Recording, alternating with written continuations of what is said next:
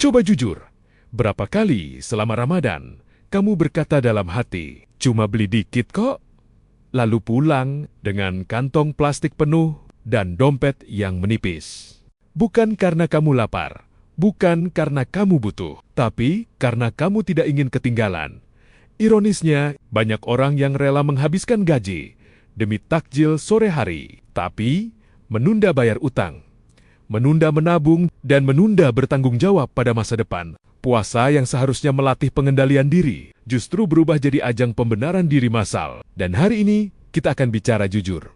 Bukan soal makanan, tapi soal cara berpikir yang bocor. Karena yang paling mahal di Ramadan bukan harga takjil, tapi kesadaran yang hilang pelan-pelan. Puasa itu sederhana. Menahan, bukan menahan lapar saja, tapi menahan keinginan. Tapi lihat, apa yang terjadi sekarang. Sebelum Ramadan, kamu tidak pernah beli itu. Tidak kepikiran, tidak merasa perlu. Tapi di bulan puasa, semua berubah status. Es biasa jadi es Ramadan, gorengan jadi menu wajib berbuka, harga naik, tapi antrian makin panjang. Kenapa? Karena di Ramadan, logika sering kalah oleh suasana, dan suasana yang dibiarkan akan mematikan kesadaran. Banyak orang tidak sadar. Mereka tidak membeli makanan. Mereka membeli rasa ikut serta. Takut tidak punya cerita. Takut dianggap tidak menikmati Ramadan. Takut terlihat berbeda. Media sosial memperparahnya, scroll sebentar. Lihat orang lain jajan, dan tanpa sadar muncul kalimat, "Kayaknya aku juga harus beli." Inilah FOMO berjamaah, bukan karena lapar, tapi karena takut tertinggal secara sosial. Kalimat paling berbahaya di bulan puasa, karena ia terdengar bijak, padahal mematikan disiplin. Masalahnya, kalimat ini diucapkan bukan sekali, tapi hampir setiap hari. Rp20.000 terasa kecil, Rp30.000 terasa wajar, Rp50.000 terasa pantas, sampai akhir bulan datang. Dan kamu bertanya, kok gaji habis? Bukan karena nasib, tapi karena keputusan kecil yang terus diulang.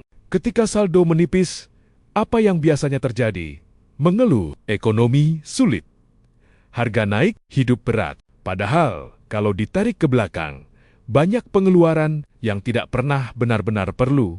Ini keras, tapi jujur. Banyak orang bukan miskin karena kurang rezeki, tapi karena gagal menahan diri saat seharusnya bisa. Ironi terbesar Ramadan modern. Lapar ditahan, haus ditahan, tapi nafsu belanja dilepas. Scroll konten takjil, bandingkan harga, cari yang viral. Padahal inti puasa adalah tidak semua keinginan harus dipenuhi. Kalau di bulan puasa saja, kita gagal menahan diri, jangan heran kalau di bulan lain, kita selalu bocor di tempat yang sama. Mari adil, takjil bukan musuh, jajan bukan dosa. Yang jadi masalah adalah ketika tidak ada batas. Orang dewasa bukan orang yang tidak jajan, tapi orang yang tahu kapan berhenti, karena dewasa itu bukan soal mampu membeli, tapi mampu mengendalikan. Ramadan seharusnya meninggalkan jejak bukan di menu, tapi di kebiasaan. Kalau setelah Ramadan, pola hidupmu tetap sama. Impulsif, boros, mudah tergoda. Maka puasanya sah, tapi pelajarannya lewat berbuka tidak harus ramai, tidak harus viral, tidak harus mahal. Cukup air yang manis dan secukupnya. Bukan untuk menyiksa diri, tapi untuk melatih kendali. Karena hidup yang stabil dibangun dari kebiasaan kecil yang dijaga. Buang gaji demi takjil.